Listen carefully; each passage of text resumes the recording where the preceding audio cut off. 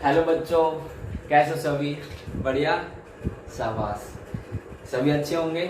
Very good. तो देखो, आज हम हमारी नई यूनिट स्टार्ट कर रहे हैं जिसका नाम क्या है? General principles and process of isolation of elements. Okay, इसके बारे में आप लोगों ने थोड़ा बहुत 10th क्लास में भी पढ़ा होगा। ठीक है, जब वहां पे आए थे आपके पास extraction of metal, calcination, roasting, ये प्रोसेस आई थी आपके पास। ठीक है, अब हमारे पास थोड़ा सा बड़े लेवल के ऊपर है +2 में। ठीक है, तो बहुत ही इंपॉर्टेंट यूनिट है, छोटी यूनिट है, बिल्कुल आसान सी है। ठीक है, आज हमारी पहली क्लास है, तो जिन बच्चों ने अभी तक चैनल को सब्सक्राइब नहीं किया है वो क्या कर लेंगे? चैनल को सबसे पहले सब्सक्राइब। ठीक है, अपने दोस्तों के साथ भी क्या करेंगे? शेयर और लाइक तो कर ही दिया होगा। ठीक है, चलो तो हम देखते हैं कि मतलब जो एलिमेंट्स हमें मिलते हैं, ठीक है, हमारे जो एलिमेंट्स होते हैं वो किस प्रकार से मीन्स उनको हम बाहर निकालते हैं। ठीक है, क्या होता है कि लगभग हमारी जो पीरियोडिक टेबल है उसके अंदर 118 एलिमेंट्स हैं। ठीक है, उसके अंदर 80% हमारे मेटल्स हैं।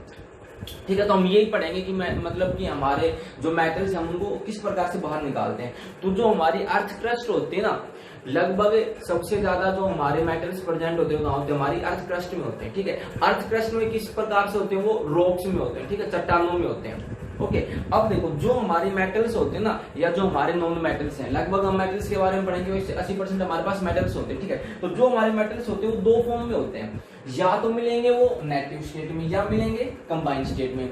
नेटिव का क्या मतलब है? नेटिव का मतलब फ्री स्टेट, नेटिव का मतलब फ्री स्टेट। ओके, या तो मिलेंगे फ्री स्टेट में या मिलेंगे कंबाइंड स्टेट में। देखो, फ्री स्टेट में कौन मिलेगा? फ्री स्टेट में वो मेटल मिलेगा जो किसी के साथ रिएक्शन नहीं करेगा। समझ गए? किसी के साथ मतलब कि जो ऑक्सीजन के साथ रिएक्शन ना करता हो, CO2 के साथ ना करता हो, ठीक है, या सल्फाइड के साथ ना करे, हैलोजन्स के साथ ना करे, मॉइस्चर के साथ ना करे, जो किसी के साथ रिएक्शन नहीं करेगा, मीन जिसकी रिएक्टिविटी क्या होगी? कम, लो, वो हमें नेटिव स्टेट में मिलेंगे। और जो रिएक्शन कर जाएंगे सल्फाइड के साथ, कार्बोनेट के साथ, मॉइस्चर के साथ, वो हमें किस स्टेट में मिलेंगे? कंबाइंड स्टेट में। ओके, तो नेटिव स्टेट में तो हमें, जैसे कि मैं बात करूं गोल्ड, ठीक है, प्लेटिनियम, कार्बन, ETC, ये मींस जो लेस रिएक्टिव होते हैं। ठीक है, ये हमें किस स्टेट में मिलेंगे? नेटिव स्टेट में। अब कंबाइंड स्टेट में जो हमें मिलेंगे, अब हमें क्या करना है? वहां से मेटल को बाहर निकालना है। ठीक है, अब देखो जो बात आएगी कि मिनरल क्या होते हैं? The naturally occurring chemical substances in form of which the metal occur in the earth along with impurities. Means जो हमारे मेटल्स है ना, वो कहां प्रेजेंट है? अर्थ क्रस्ट में प्रेजेंट। ठीक है, किस फॉर्म में? वो रॉक्स में प्रेजेंट है, चट्टानों में। अब जो अपने आप नेचुरली अकरिंग मतलब जो अपने आप प्रेजेंट है नीचे हमारे अर्थ क्रस्ट में, अब वहां पे क्या होता है? मेटल है, मेटल के साथ और भी काफी सारी इम्प्योरिटीज प्रेजेंट है, जैसे कि सैंड, क्ले, ठीक है, रॉक्स, और काफी पत्थर, कंकड़, या मीन्स इम्प्योरिटीज का मतलब क्या है कि हमें जैसे कि आयरन निकालना है नीचे से। अब आयरन के अलावा जो भी चीजें हैं वहां पे, चाहे वो कोई दूसरा मेटल हो, कोई नॉन मेटल हो, वो कुछ भी हो, वो हमारे लिए क्या है? इम्प्योरिटी है। ओके, तो मिनरल्स क्या होते हैं? मिनरल्स मतलब कि जिस फॉर्म में मेटल अपने आप हमारी अर्थ क्रस्ट में क्या करता है? एग्जिस्ट करता है इम्प्योरिटीज के साथ, उसको हम क्या कहेंगे? मिनरल्स कहेंगे। Okay, the naturally occurring chemical substances in form which the metals occur in the earth along with impurities। Metal अपने आप जिस फॉर्म में नीचे प्रेजेंट होता है, ठीक है, इम्प्योरिटीज के साथ, उसको हम क्या कहते हैं? मिनरल्स। समझे? बहुत इंपॉर्टेंट है, सारे बच्चे समझते चलेंगे। एक बात देखो आप लोग, हमने क्या किया? हमने मेटल को निकाला। ठीक है, सारे बच्चे समझेंगे, हमने मेटल को अर्थ क्रस्ट में से निकाला। अब देखो, यूं तो है नहीं कि हम गए और खोदा और बाहर निकाला, मेटल आ गया। ठीक है, काफी सारी प्रोसेस करनी है, वो प्रोसेस ही हम पढ़ेंगे कि किस प्रकार से हम मेटल को बाहर निकालेंगे, किस प्रकार से क्या करेंगे, सारा वो ही पढ़ेंगे। तो अब क्या होता है कि मेटल को बाहर निकालने में ना खर्चा भी लगेगा। ठीक है, क्या लगेगा? खर्चा। अब आप एक बात बताओ, जैसे आपने कोई नीचे से कोई चट्टान निकाली किसी मेटल की, ठीक है, मींस मिनरल्स निकाल लिया आपने, अब आपने उसके ऊपर प्रोसेस की, ठीक है, उसको निकालने में भी खर्चा लगा, फिर बाहर उसकी रिफाइनिंग, मतलब काफी सारी प्रोसेस होती है जो हम पढ़ेंगे, उसमें खर्चा लगेगा। जैसे फॉर एग्जाम्पल आपका उसमें खर्चा लग गया 1000 रुपए, ठीक है, 1000 नहीं लगेगा, फॉर एग्जाम्पल 1000 रुपए लग गए। अब आप उसको बाजार में बेचने के लिए गई और आपका वो बाजार में जाके बिका 500 रुपए का, तो आपको अच्छा लगेगा? है ना, बहुत अच्छा लगेगा। खर्चा हो गया 1000 रुपए है, बिका 500 में, है ना, 500 का क्या हो गया? लॉस हो गया। तो क्या आप ऐसे मिनरल में से मेटल को बाहर निकालना पसंद करेंगे? बिल्कुल भी नहीं करेंगे। तो हम क्या करेंगे कि हम ना एक ऐसे मिनरल में से मेटल निकालना पसंद करेंगे जिसमें कि जैसे हमारा खर्चा तो लगे हमारा 1000, और हम क्या चाहेंगे हमारा बिक कितने में जाए कि भैया 5000 में, है ना, खर्चा लगा 1000, बिक गया 5000 में, फिर तो बस पूछो ही मत, है ना। तो हम ऐसे मिनरल देखेंगे जिससे हमें क्या हो, प्रॉफिट हो, है ना कि नुकसान हो जाए। और दूसरी बात, जहां से मेटल आसानी से निकले, समझ लो, एक मिनट में से मेटल निकालने में मीन्स पता नहीं कितने दिन लग गए, ठीक है, हमारा सारी मेहनत लग गई और फिर भी मीन्स थोड़ा सा निकला, समझ लो। तो हम मेटल वहां से निकालेंगे जहां से मेटल आसानी से निकल जाए और खर्चा भी क्या लगे, कम, और हमें क्या हो, प्रॉफिट, समझ रहे हो। तो देखो बहुत ही इंपॉर्टेंट है, the mineral from which the metal is conventionally and economically extracted is called an और और किसे कहेंगे, और ये और स्पेलिंग याद रखेंगे, ओ आर ई, और समझ रहे हो ना, ओ आर और नहीं, ओ आर ई, और किसे कहेंगे कि भैया, और ना उस मिनरल को कहेंगे जहां से हम मेटल को कन्वेंशनली मीन्स आसानी से, एंड इकोनॉमिकली मतलब आर्थिक रूप से, मीन्स रुपए से, जिससे हमें प्रॉफिट हो, ठीक है, एंड या हम प्रॉफिटेबल भी कह सकते हैं, जिससे हमें फायदा हो। एक्सट्रैक्टेड इज कॉल्ड, और एक्सट्रैक्टेड मतलब निकालना, कि भैया जिस ऐसा मिनरल जहां से मेटल आसानी से निकले और हमें फायदा हो, हमें आर्थिक रूप से फायदा हो, हमें प्रॉफिट हो, उसको हम क्या कहेंगे, और। तो सारे बच्चे समझ गए कि मिनरल और में क्या डिफरेंस है, कि भैया मिनरल तो वो होता है जो नेचुरली अकरिंग सब्सटेंस होता है, जिसमें मेटल प्रेजेंट होता है इम्प्योरिटी के साथ, और वो मिनरल होता है जहां से हमें मेटल निकालने में आसानी होती है और हमें क्या होता है, प्रॉफिट। इट मीन्स और के अंदर मिनरल की जो परसेंटेज होगी, जो कंपोजिशन होगी, वो क्या होगी, ज्यादा, समझ गए। देखो इस प्रकार से, जैसे कि मैं यूं कहूं, मेरे पास ना दो मिनरल है, ये भी मिनरल है और मेरे पास एक ये भी मिनरल है, ठीक है, मैंने इन दोनों को नीचे से निकाला, ठीक है, रॉक की फॉर्म में ही। इसके अंदर जैसे कि मेरे को आयरन निकालना है, ठीक है, इसके अंदर जो आयरन है ना वो है 70%, इसके अंदर जो आयरन है वो है 50%। ओके, अब क्या हुआ, मैंने दोनों में से आयरन को निकाला, ठीक है, इसमें से आयरन कितना निकलेगा मेरे पास 70%, इसमें से कितना निकला 50%, ठीक है। इसमें जो खर्चा लगा, ठीक है, और मतलब मेरे को काफी दिन भी लगे, काफी खर्चा लगा, वो खर्चा लगा जैसे कि मेरा फॉर एग्जांपल 500 रुपए, ठीक है, कितने लगे 500 रुपए। इसमें से मैंने मेटल को निकाला, कितना निकलेगा 50%, इसमें मेरा खर्चा लग गया 800 रुपए, कितना लग गया 800 रुपए। ओके, अब आप ये बताओ, जब मैं इनको बाजार में बेचने के लिए गया तो इसमें मेरा खर्चा लगा 500 रुपए, ठीक है, और मुझे मेटल भी ज्यादा मिला, ठीक है, और ये बिका कितने में, जैसे मान लो कि 900 रुपए में, ठीक है, इसमें 800 रुपए लगे, इसको मैं बाजार में बेचने के लिए गया और कितने में बिका, ये बिका मेरा 500 रुपए में। तो बताओ फायदा कहाँ पे हुआ, इसमें, कि भैया मेटल भी ज्यादा मिला भी आसानी से और हमें फायदा भी हुआ 400 रुपए का, यहाँ पे तो नुकसान और हो गया 300 रुपए का, समझ रहे हो। तो क्या ऐसे मिनरल में से मेटल को निकालना पसंद करेंगे, बिल्कुल भी नहीं करेंगे, है ना, बिल्कुल भी नहीं करेंगे, पागल थोड़ी ना, समझ लो। इट मीन से देखो, आप एक बात बताओ, अब एक बात निकल के है कि बताओ ये क्या है, मिनरल, ये भी क्या है, मिनरल, समझ रहे हो। बट इन दोनों में से और कौन सा है, और वो मिनरल होता है जिससे हमें क्या हो, प्रॉफिट हो, और आसानी से मेटल निकले, प्रॉफिट कहाँ हुआ, यहाँ पे। तो ये जो मिनरल है ना हमारा, इसको हम क्या कहेंगे, और, लेकिन इसको और नहीं कहेंगे, समझे इस बात को। तो आप लोग एक बात बताओ, क्या बताओगे, ये बात बताओ कि जैसे मेरे पास जितने भी मिनरल्स होते हैं, क्या वो सारे के सारे और हो सकते हैं?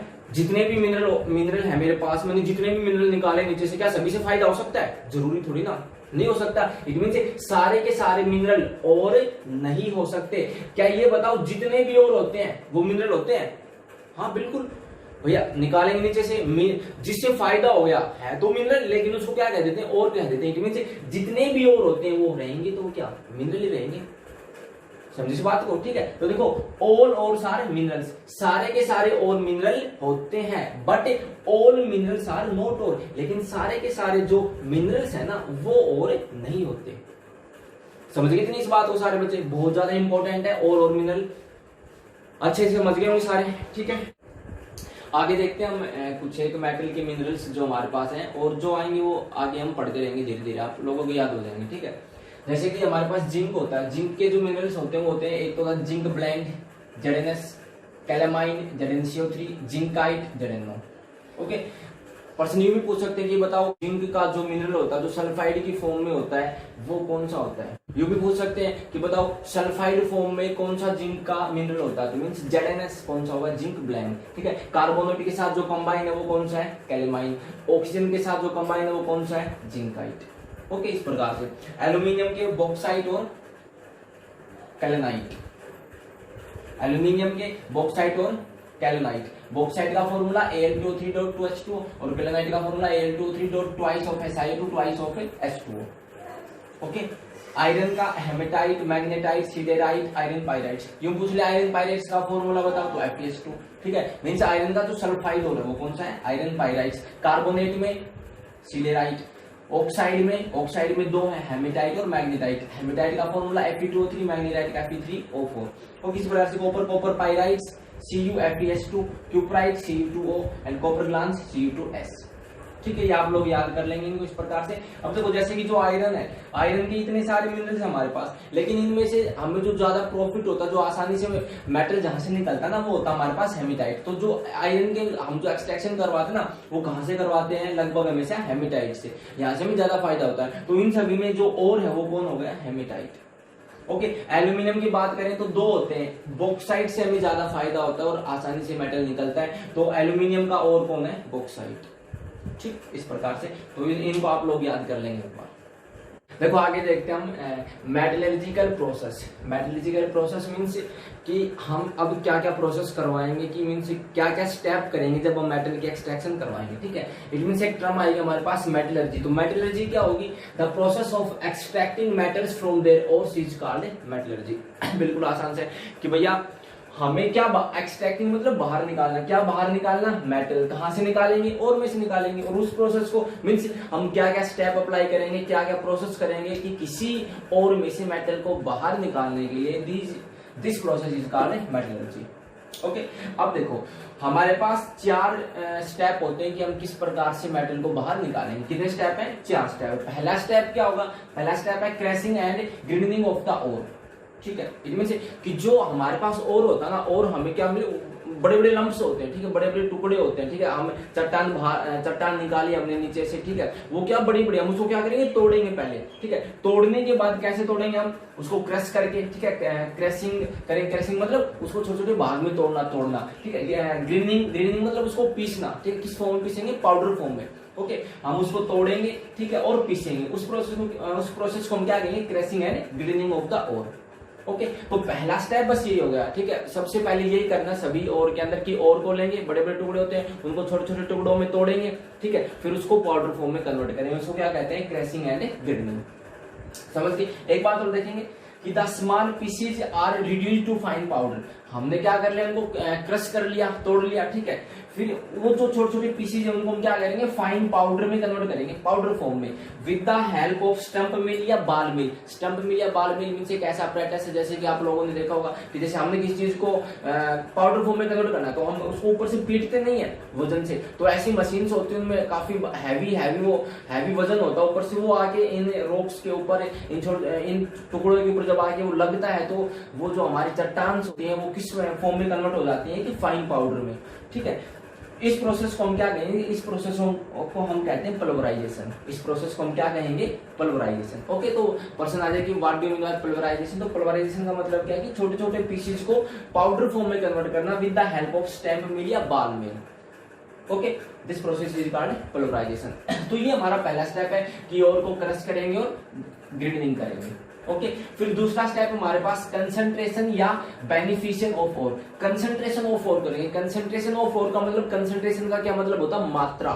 ठीक है, अमाउंट, किसकी अमाउंट बढ़ाएंगे, ओर की। इट मींस ओर की अमाउंट किस प्रकार से बढ़ा सकते हैं, आप लोग बताओ। ओर के अंदर इंप्योरिटीज भी प्रेजेंट है। ठीक है, इंप्योरिटीज को हम एक वर्ड और बोलते हैं यहाँ पे, गैंग। क्या बोलेंगे, गैंग या मैट्रिक्स। ठीक है, किनको बोलते हैं, इम्प्योरिटीज को। ओके, इम्प्योरिटीज को गैंग या मैट्रिक्स भी कहते हैं। और उसके साथ हमारे पास इम्प्योरिटी प्रेजेंट है, गैंग है, मैट्रिक्स है, उनको हटाना। ठीक है, उनको रिमूव करना, it is called concentration of ore. Okay, तीसरा स्टेप, सारे स्टेप पढ़ेंगे वापिस से। Extraction of crude metal from concentrated ore. जो हमें यहां से हमें जो मेटल मिला, अब उसकी क्या करवाएंगे, हम एक्सट्रैक्शन करवाएंगे। क्या करवाएंगे, एक्सट्रैक्शन मतलब उसको बाहर निकालेंगे। ठीक है, सबसे पहले क्या करेंगे, क्रश करेंगे, ग्राइंड करेंगे। उसके बाद कंसंट्रेशन ऑफ ओर करेंगे, मींस इंप्योरिटी हटाएंगे। उसके बाद क्या करेंगे, उस मेटल में से, उस ओर में से हम क्या बाहर निकालेंगे, मेटल। और उसके बाद यदि कुछ इंप्योरिटीज रह जाती हैं तो फिर हम लास्ट में क्या करवाएंगे, रिफाइनिंग ऑफ क्रूड मेटल। जो हमारे पास मेटल है उसकी हम क्या करवाएंगे, रिफाइनिंग करवाएंगे।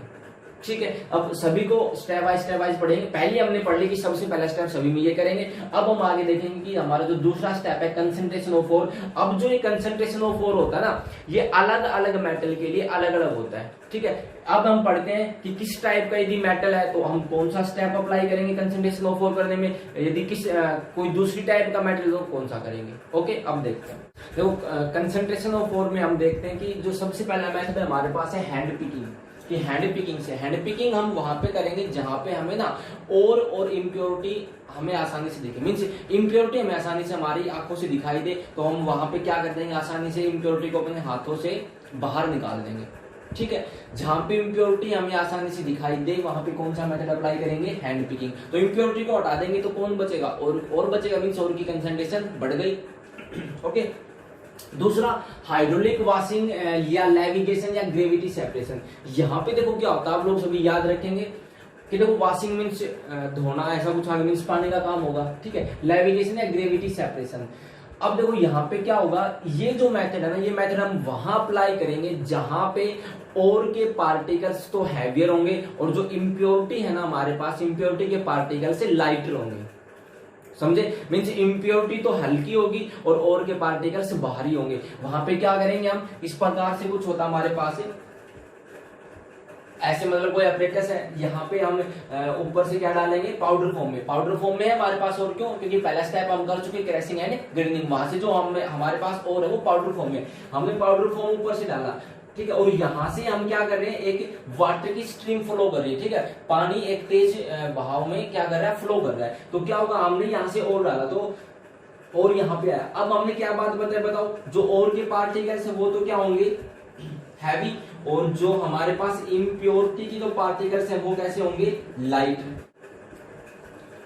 ठीक है, अब यदि इम्प्योरिटी के पार्टिकल्स हल्के हैं तो बताओ वो पानी के साथ ही बह के चले जाएंगे, और जो हमारे पास और है जिसके पार्टिकल्स हैवी वो यहीं की यहीं सेटल डाउन हो जाएंगे। ओके, तो इम्प्योरिटी बह के चली गई और के पार्टिकल्स बच गए, तो किसकी कंसंट्रेशन बढ़ गई, और की बढ़ गई, सिंपल सा। ओके, हाइड्रोलिक वॉशिंग में हम वहां अप्लाई करेंगे जहां पे और के पार्टिकल्स भारी होंगे और इम्प्योरिटी हल्की होंगे, जैसे कि फॉर एग्जांपल आयरन के अंदर। ठीक है, आयरन का कोई और है तो वहां पे हम कर सकते हैं, टिन का भी कोई और है तो हम वहां पे कर सकते हैं, भारी होते हैं।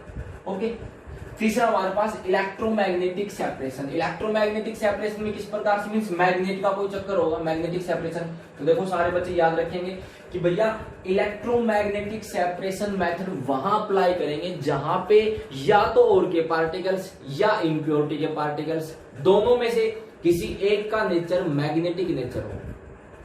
समझ गए, चाहे तो और के पार्टिकल्स हो या इम्प्योरिटी, उनमें से किसी एक का नेचर कैसा हो, मैग्नेटिक नेचर। तो वहां पे हम क्या अप्लाई करेंगे, इलेक्ट्रोमैग्नेटिक सेपरेशन। ठीक है, कैसे क्या होता है, ऐसे हमारे पास एक अपरेटस होता है, एक मशीन से होती है, इसमें 2 व्हील होते हैं। ठीक है, ये जो एक व्हील होगा ये हमारे पास इलेक्ट्रोमैग्नेटिक रोलर है, मींस ये मैग्नेटिक बिहेवियर शो करेगा। अब हम क्या करेंगे, यहाँ पे इस रोलर के ऊपर हम ऊपर से क्या डाल देंगे, हमारा और डाल देंगे, जो कि पाउडर की फॉर्म में और डाला। ठीक है, हमने और डाल दिया, अब वो और क्या करेगा, इसके ऊपर चलेगा। ठीक है, ये रोलर चलने लग रहा है, आएगा यहाँ पे। अब देखो क्या होगा, ये जो और है ना वो एक तो यहाँ पे गिरेगा, ठीक है, और एक यहाँ पे गिरेगा। इट मीन्स आप लोग ये बताओ, यहाँ पे जो चीज गिरी मीन्स सेपरेशन हो गया, और अलग डब्बे में गिरेगा और इम्प्योरिटी अलग डब्बे में गिरेगी। लेकिन कौन से डब्बे में गिरेगी, तो देखो भैया जब यहाँ पे आया तो देखो जो इस मैग्नेटिक रोलर के जो चिपक के चलेगा, जिसमें मैग्नेटिक प्रॉपर्टी है वो तो यहां तक चिपक के आएगा, समझ रहे हो, और जिसमें मैग्नेटिक प्रॉपर्टी नहीं है वो पहले गिर जाएगा। समझ रहे हो, वो तो यहीं से गिर जाएगा जिसके अंदर मैग्नेटिक प्रॉपर्टी, क्योंकि वो तो चिपकेगा नहीं ना, और जो चिपक के चलेगा, जो मैग्नेटिक प्रॉपर्टी शो करेगा, वो तो इस व्हील के साथ चिपक के और यहां तक आएगा, फिर देन उसके बाद गिरेगा। समझ रहे हो, तो देखो अलग अलग होगी ना भैया। अब ये कुछ भी हो सकता है, जो मैग्नेटिक पार्टिकल्स होंगे वो इस अलग डब्बे में इकट्ठे हो गए, और जो नॉन मैग्नेटिक पार्टिकल्स हैं वो अलग से इस डब्बे में इकट्ठे हो गए। समझ गए ना। तो जोन से भी हमारे पास, यदि फॉर एग्जांपल हमने माना कि हमने कोई आयरन का और डाला, जैसे कि हमने मैग्नेटाइट और डाल दिया Fe3O4, मैग्नेटिक प्रॉपर्टी शो करेगा आयरन। अब जो आयरन है वो तो इस डब्बे में आएगा क्योंकि मैग्नेटिक पार्टिकल्स हैं, और जो इसके अंदर जो इम्प्योरिटीज हैं वो इस डब्बे में आएंगी। तो इम्प्योरिटी अलग हो गई और के पार्टिकल्स अलग हो गए। ठीक है, पायरोनसाइट और को MnO2 को भी हम इस मेथड से क्या कर सकते हैं, कंसंट्रेशन ऑफ और कर सकते हैं।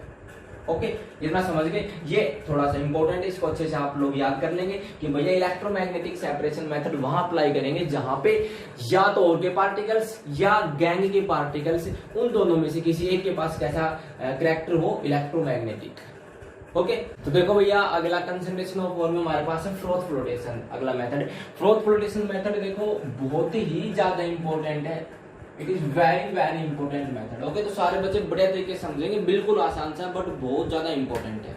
ठीक है, तो देखो आप लोग ये बताओ फ्रोथ मीन्स क्या होता है। फ्रोथ मीन्स झाग, पता ना, फ्रोथ मीन्स झाग। आप लोगों ने देखा होगा जब आप लोग साबुन या सर्फ पानी में मिलाया होगा तो झाग बनते हैं ना, कपड़े तो धोए होंगे, है ना, धोते हो कपड़े, शाबाश। तो देखो सबसे पहले जो फ्रोथ फ्लोटेशन मेथड होगा ना वो हम यूज करेंगे सल्फाइड सोर के लिए। इस बात को बिल्कुल आप लोग राइट डाउन कर लेंगे, दिमाग के अंदर आप लोग बिल्कुल लिख लेंगे। कैसे लिख लेंगे कि भैया फ्रोथ फ्लोटेशन मेथड किसके लिए यूज करेंगे, सल्फाइड्स ओर्स के लिए। बहुत ज्यादा बार पूछते हैं कि बताओ फ्रोथ फ्लोटेशन मेथड किन के लिए यूज किया जाता है, तो किन के लिए, केवल और केवल सल्फाइड्स ओर के लिए। ओके, हो गया यार इतना, बहुत बढ़िया। जैसे कि for example ZnS zinc blende, हम पहले इसका नाम लिख चुके, सल्फाइड है, सल्फाइड और है। ओके, CuFeS2 क्या नाम इसका बताओ, बताओ क्या नाम, CuFeS2 का हबी लिखवाया था पीछे, है ना, खुद देखेंगे यदि भूल गए तो। अगला PbS का नाम क्या होता है, ग्लेना, इसका और है लेड का। ठीक है, और किस प्रकार का, सल्फाइड, इसमें ऐसे है तो सल्फाइड है। ठीक है, CO3 आ जाए तो कार्बोनेट और, ये सल्फाइड और है। इतना समझ गए सारे बच्चे। अब देखो इसका जो प्रिंसिपल है, क्या बहुत बार पूछेंगे what is the principle of froth flotation method, तो भैया देखो it is based on the principal that the surface of sulphides और इज वेटेड बाय ऑयल्स। जो सल्फाइड और है ना, सल्फाइड और वो किसके द्वारा वेट होगा, ऑयल के द्वारा। वेट मतलब गिला, कि किससे गिला होगा, ऑयल के द्वारा। While that of gangue is wetted by water, और जो गैंग है, जो इम्प्योरिटी है, जो मैट्रिक्स है, वो किसके द्वारा वेट होगी, वाटर के द्वारा। बस बात खत्म। देखो हमारे पास एक इस प्रकार से कोई कंटेनर होगा, इसके अंदर पानी है, ठीक है, वाटर के अंदर हमने क्या मिला दिया, ऊपर से ऑयल मिला दिया, पाइन ऑयल। ठीक है, एक ऑयल ही होता है। ठीक है, पाइन ऑयल मिला दिया, इसको हम क्या बोलेंगे, कलेक्टर्स। कलेक्टर्स मतलब जो किसको कलेक्ट करेंगे, और के पार्टिकल्स को कलेक्ट करेंगे। ठीक है, पाइन ऑयल डाल सकते हैं, जेंथेट डाल सकते हैं। ठीक है, अब ये ऑयल है, ये क्या करेगा, और के पार्टिकल्स को वेट करेगा, और जो चीज ऑयल के द्वारा वेट होगी वो कहाँ जाएगी, पानी से ऊपर तो जाएगी, ऑयल पानी के ऊपर रहता है, तो कहां जाएंगी, सरफेस के ऊपर गई ना। ठीक है, अब देखो एक हमारे पास इसके अंदर और क्या डालेंगे, हम डालेंगे फ्रोथ स्टेबलाइजर्स। फ्रोथ स्टेबलाइजर्स क्या करते हैं, enhance the non wettability of the ore particles. It means जो ओर के पार्टिकल्स है ना उसको वेट नहीं होने देंगे, किससे, पानी से। तो मींस इनहेंस मींस बढ़ा देंगे, क्या, non wettability of the ore particles, कि पानी से वेट नहीं होने देंगे, तो किससे वेट होंगे, वो ऑयल से। ओके, इसमें हम क्रीसोल डाल सकते हैं या एनिलीन डाल सकते हैं। अब आप लोग देखो क्या होता है, इसके अंदर हमने एक रोटेटिंग पैडल है। रोटेटिंग पैडल मींस कि हम इसको घुमाएंगे तो यहाँ पे हवा जाएगी, और हवा से क्या क्रिएट होंगे, बबल्स क्रिएट होंगे मींस, और ऊपर बबल्स उठ के कहाँ जाएंगे, ऊपर मींस फ्रोथ बनेंगे। ओके, इसमें से मतलब यहाँ पे गैप्स होते हैं जिनमें से हवा पास होती है, हम इसको रोटेट करेंगे तो भी यहाँ पे क्या प्रोड्यूस होगी, हवा, और हवा से क्या प्रोड्यूस होंगे, ऊपर की तरफ बबल्स। ओके, और बबल्स कहाँ जाएंगे, ऊपर। अब क्या होता है, हमने यहाँ इसके अंदर और डाल दिया। अब देखो और के पार्टिकल से हैं वो किससे वेट होंगे, ऑयल से। ऑयल से वेट होंगे कहाँ जाएंगे, ऊपर, क्या बनाएंगे, फ्रोथ। और क्या डाला, फ्रोथ स्टेबलाइजर। फ्रोथ स्टेबलाइजर क्या करेगा, जो फ्रोथ है उनको और ज्यादा बनाने में क्या करेगा, सहायता करेगा। कलेक्टर्स क्या करेंगे, कलेक्टर्स जो और के पार्टिकल्स हैं उनको कलेक्ट करने में सहायता करेंगे, और कहाँ लेके जाएंगे, ऊपर लेके जाएंगे। समझ गए, बस। और फिर इन फ्रोथ को हम क्या कर लेंगे, सेपरेट आउट कर लेंगे यहाँ से। और जो मिट्टी थी, जो गैंग के पार्टिकल्स थे, वो किसके साथ वेट हुई, पानी के साथ वेट, और पानी के साथ वेट होगी कहाँ, जमा हो जाएंगे नीचे। तो मिट्टी नीचे रह जाएगी, गैंग के पार्टिकल्स नीचे, और हमने और के पार्टिकल्स को क्या कर लिया, सेपरेट आउट। ओके, इतना से आगे देखेंगे हम। एक बहुत ही इंपॉर्टेंट पर्सन आता है कि separation of two sulphide ore, means हमारे पास ना दो सल्फाइड ओर आ गए, तो उनको हम सेपरेट आउट किस प्रकार से करेंगे। तो देखो दो सल्फाइड ओर्स को सेपरेट आउट करने के लिए हम जो चीज डालते हैं उसको क्या कहते हैं, D%। क्या डालेंगे, D%। बहुत बार आता है कि यदि दो सल्फाइड ओर है, ठीक है, अब देखो दो सल्फाइड ओर है तो सरफेस के ऊपर दोनों आ जाएंगे फ्रोथ बना के, लेकिन हमें चाहिए उनमें से एक। समझ रहे हो ना, मीन्स जो हमें चाहिए, हमें वो चाहिए एक, और जो कम मात्रा में वो जो हमारे लिए इम्प्योरिटी उसको हमें नीचे रखना है। तो एक हम क्या करें कि ताकि ऊपर फ्रोथ में एक ही सल्फाइड हो रहा है और दूसरा क्या रहे नीचे, तो उनको सेपरेट आउट करने के लिए हम क्या डालते हैं, D%। ओके, D% हम डालते हैं सोडियम साइनाइड, NaCN को क्या बोलेंगे D%। तो ये क्या करता है, D% are used to prevent one type of sulphide ore particles from forming the froth. ये D% क्या करेगा, एक टाइप के सल्फाइड और को फ्रोथ बनने से रोकेगा, उसको कहाँ रखिएगा, नीचे ही। यदि जैसे कि मेरे पास है एक हो लेड सल्फाइड और एक हो मेरे पास है जिंक सल्फाइड ZnS, ये दो मेरे पास और हैं। अब यदि मैं D% नहीं डालूंगा तो जो लेड सल्फाइड के साथ जो जिंक सल्फाइड है ना, ये भी ऊपर आ जाएगा, ठीक है। अब मेरे को इन दोनों को सेपरेट आउट करना है, तो मैंने डाल दिया NaCN। अब NaCN जाके क्या करेगा, वो ZnS के साथ जाके रिएक्शन कर लेगा और एक कॉम्प्लेक्स की फॉर्मेशन कर देगा। ये कॉम्प्लेक्स जो वाटर सोल्यूबल है, तो ये फिर ये कॉम्प्लेक्स कहाँ रहेगा, वाटर में रहेगा, ना कि फ्रोथ बना के ऊपर आएगा। और ऊपर मेरे पास केवल किसके फ्रोथ आएंगे, TBS के। ओके, NaCN ZnS के साथ रिएक्शन करके एक कंपाउंड, कॉम्प्लेक्स कंपाउंड की फॉर्मेशन कर दी। अब जिन बच्चों ने कोऑर्डिनेशन केमिस्ट्री पढ़ ली है वो इसका नाम बता दो, क्या होगा, है ना। हमने कोऑर्डिनेशन केमिस्ट्री पढ़ा दी पहले, तो आप लोग इसका नाम बताओ। देखो नाम लिखेंगे क्या है, Na का नाम क्या लिखेंगे, सोडियम। ओके, फिर बताओ मेटल, और ये क्या है, लिगेंड्स। फिर नाम किसका आता है, लिगेंड का। कितने, 4 के लिए टेट्रा। जिन बच्चों ने कोऑर्डिनेशन कंपाउंड नहीं पढ़ी, कोई बात नहीं, वो नाम सीधा याद कर ले। जब आप कोऑर्डिनेशन कंपाउंड पढ़ोगे तब आप लोगों को लिखना आ जाएगा, ठीक है। सोडियम 4 के लिए टेट्रा, और CN के लिए क्या लिखते हैं, साइनो, टेट्रा साइनो। और जिंक के लिए जिंक। क्या हो गया नाम कंप्लीट। ऑक्सीडेशन स्टेट भी आएगी, लेकिन एक बात और है, देखो जो मेटल है वो नेगेटिव पार्ट में है, पहला पॉजिटिव पार्ट, दूसरा नेगेटिव, तो साथ में क्या लगेगा, 8 आया याद, ठीक है। जिंक के फिर क्या लिखेंगे, ऑक्सीडेशन स्टेट। सोडियम पे कितना, प्लस का 2, ठीक है। जिंक का निकालना है, x माननी 1 CN पे, -1 4 के ऊपर, -4 इज इक्वल टू 0, x की वैल्यू कितनी आ जाएगी, प्लस की 2, तो 2। ओके, इसका नाम हो गया सोडियम टेट्रासाइनो जिंकेट सेकंड, ठीक है इतना। अगला देखते हैं ब्लीचिंग। हम ब्लीचिंग करवाएंगे बॉक्साइट ओर की, ठीक है। And the pure alumina is obtained by the bears process. हमें बॉक्साइट ओर की ब्लीचिंग करवाएंगे और हमें प्योर एल्यूमिना मिलेगा, ठीक है। एल्यूमिना का फॉर्मूला था Al2O3, और जिसमें यदि इसमें 2 H2O प्रेजेंट है तो वो कौन सा, और हमारे पास बॉक्साइट ओर, ठीक है। जब हम प्योर एल्यूमिना हमें प्राप्त होता है, उस प्रोसेस को हम क्या कहते हैं, बेयर्स प्रोसेस। ओके, हम लीचिंग करवाते हैं बॉक्साइट ओर की। हमारे पास बॉक्साइट Al2O3.2H2O।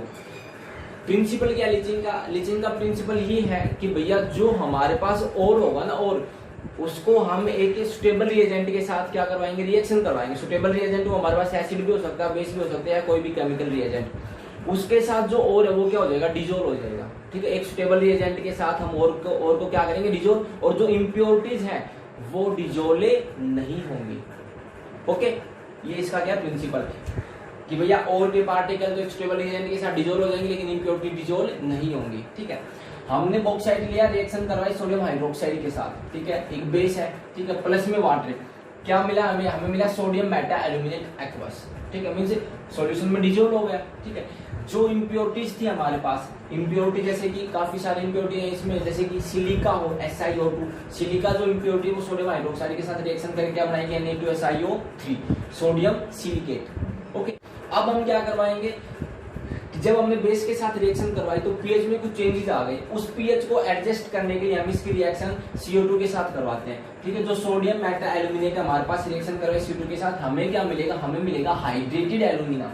हाइड्रेटेड मतलब जिसमें वाटर प्रेजेंट हो, .XH2 मींस क्या मींस हाइड्रेटेड एल्यूमिना मिला। और फिर जब हम हाइड्रेटेड एल्यूमिना मिलता है तो कुछ टाइम के बाद ये क्या हो जाता है, प्रिसिपिटेट सॉलिड। एरो नीचे मींस सॉलिड, ठीक है। ये प्रिसिपिटेट हो गया, जम गया। फिर हम क्या करेंगे, इसके बाद इसको क्या कर लेंगे, हम फिल्टर कर लेंगे, और जो हमारे पास सोडियम सिलिकेट जो इम्प्योरिटी थी वो कहाँ रह जाएगी, वहीं पे सॉल्यूशन में रिमेन्स। एंड जो जब हम फिल्टर करेंगे तो हमें बाहर क्या मिल जाएगा, हमारा हाइड्रेटेड एल्यूमिना। ओके, अब फिर हम क्या करेंगे, जो हमारे पास हाइड्रेटेड एल्यूमिना आया उसको हम फिल्टर करेंगे, वॉश करेंगे, ठीक है, एंड हीट करेंगे 1473 केल्विन के ऊपर, तो हमें क्या मिलेगा, हमारा प्योर एल्यूमिना।